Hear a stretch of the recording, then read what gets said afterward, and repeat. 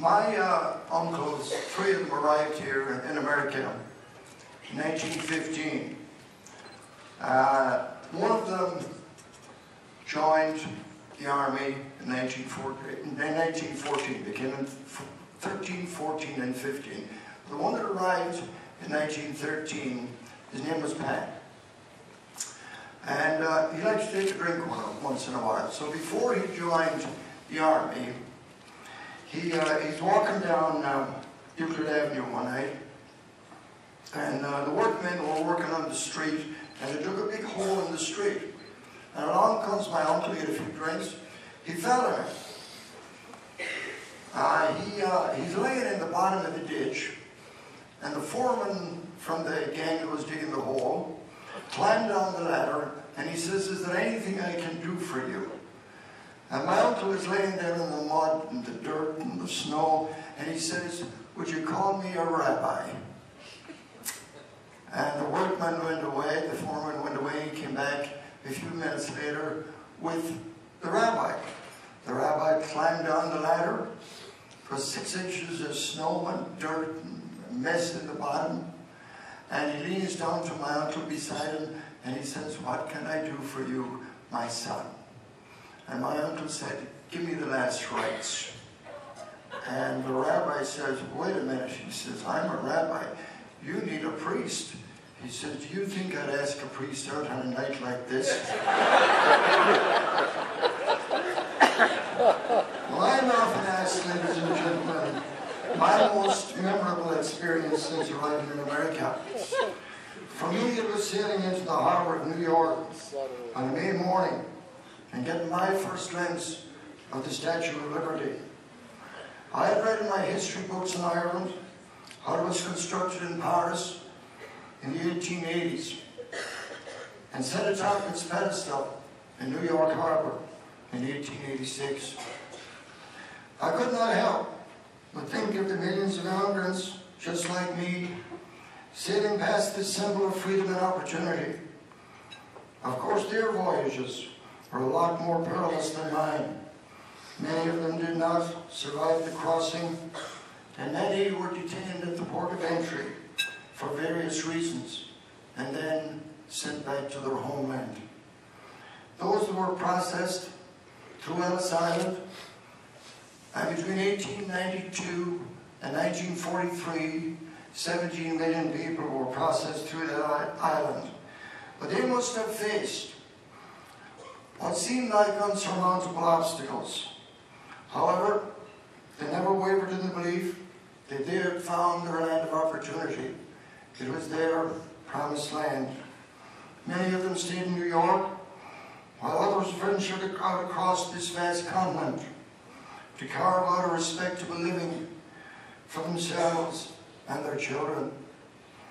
Our city of Cleveland has been the beneficiary of that great wave of migration that brought so many immigrants here. They developed the land, they built the factories, the churches, the synagogues, the schools, and the neighborhoods.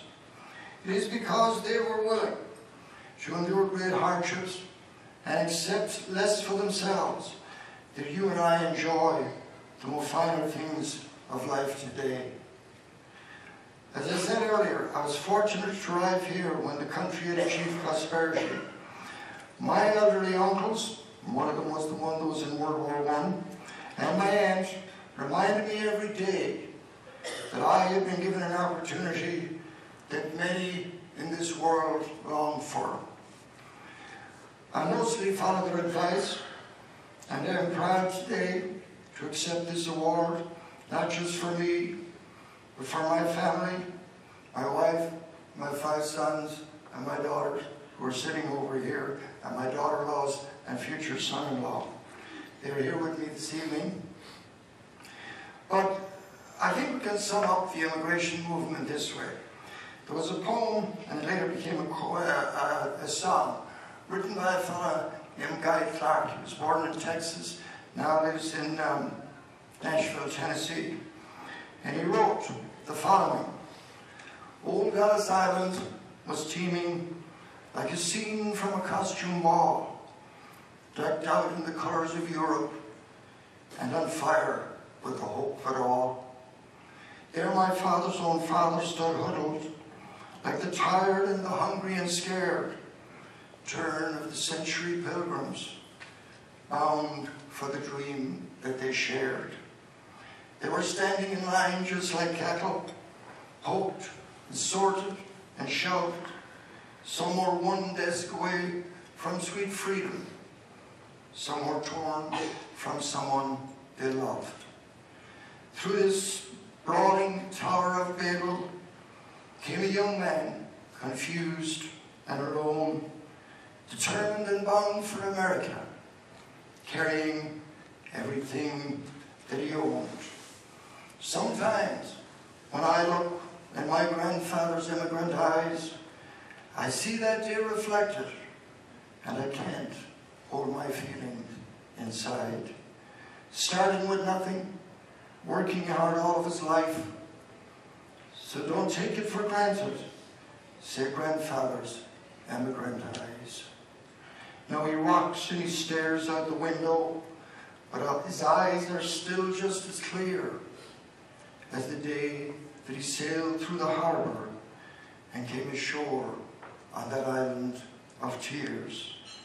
Now my grandfather's days are numbered, but I won't let his memory die, because he gave me the gift of this country and the look in his immigrant eyes. Thank you, ladies and gentlemen.